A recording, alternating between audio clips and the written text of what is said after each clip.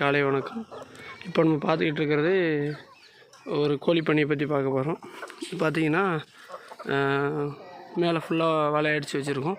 எதுக்குன்னா காக்காக்கு எல்லாம் கீழே இறங்காமல் இருக்கிறதுக்காக, ஒரு சின்ன பாதுகாப்புக்காக.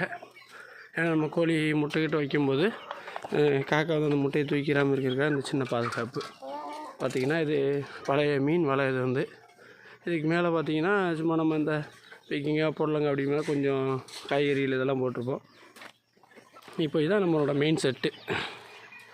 அதாவது கோழி நைட்டு வந்து அடையக்கூடிய செட்டு.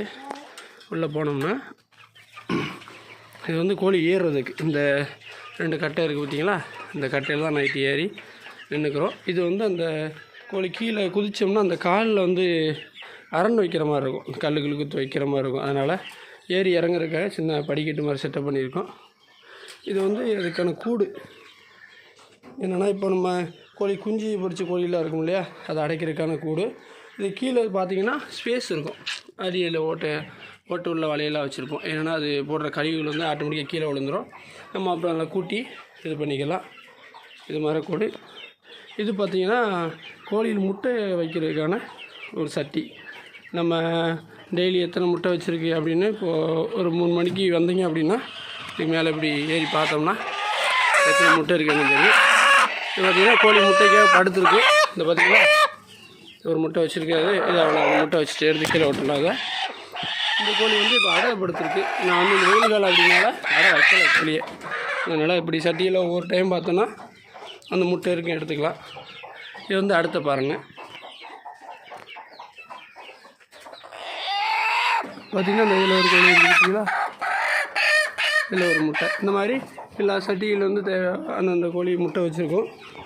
நம்ம சாயங்கால டயத்துலேயே எல்லாம் மதியமாக வந்து அந்த முட்டையை நம்ம கலெக்ட் பண்ணிக்கலாம். இந்த மாதிரி 3 பரன் போட்டிருப்போம். நம்ம கோழியோட எண்ணிக்கைக்கு தேவையான மாதிரி பரன் போட்டு வச்சுருப்போம். இது கோழியில் தேவையான தீவனம். நம்ம காடுகளில் வரைஞ்ச கம்பரிசி, நம்ம ரசத்தில் போகிற அரிசி வச்சுருப்போம். அவ்வளோதான். மிச்சப்படி இந்த செட்டில் ஃபுல்லாக பார்த்திங்கன்னா வெயில் நேரத்தில் ஃபுல்லாக நல்லா தண்ணி தெளித்து விட்டுரும், நல்லா கூலிங் ஆகிற மாதிரி செட் பண்ணிடுவோம். கோழிகள் கொஞ்சம் நிழலாக இருக்கணும் அப்படின்றதுக்காக தேவையான மரங்கள்லாம் கொஞ்சம் வளர்த்து வச்சுருக்கோம். இது பார்த்திங்கன்னா பனை ஓலையால் நெய்யப்பட்ட செட்டு. இது கொஞ்சம் கூலிங்காக இருக்கும். வெயில் காலத்தில் குஞ்சுகளுக்கெல்லாம் பார்த்திங்கன்னா நம்மளுக்கு இந்த அம்மை போடுற தொந்தரவு இருந்துச்சு, அதனால செட்டு போட்டு வச்சுருக்கேன்.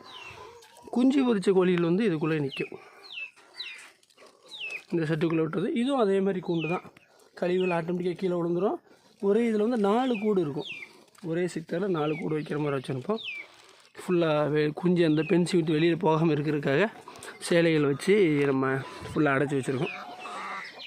அப்புறம் கோழிகளுக்கு பார்த்திங்கன்னா தேவையான முருங்கை இலை, அகத்தி கீரை, கீரை வகைகள் எல்லாமே நம்ம இங்கே போட்டு வச்சுருக்கிறோம்.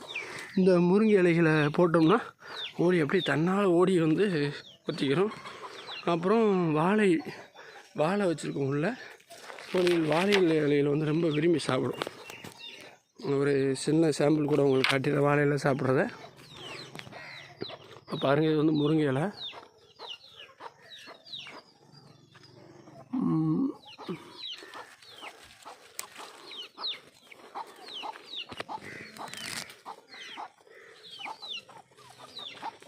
முருங்கை இலை பறிச்சோன்னு ஓடி வந்துடுவாங்க எல்லாம் கோழிகள். இப்போது காலையில் டைம் அப்படின்னால கொஞ்சம் நேரம் நான் வெளியில் திறந்து விடுவேன். விட்டு வெளியில் நம்ம ஃபுல்லாகவே காடுகளாக தான் இருக்கும். அதனால் ஃபுல்லாக வெளியில் இருக்கும். கோழிகள் வந்து அந்த கீரைகள் இலைகள் சாப்பிட நான் உங்களுக்கு நெக்ஸ்ட் வீடியோவில் காட்டுறேன். இந்த மாதிரி வெளிகளில் அப்படியே மேய்ச்சலுக்கு விட்டுருவோம். மேய்ஞ்சிட்டு அதுவாகவும் உள்ளே வந்துடும். அப்புறம்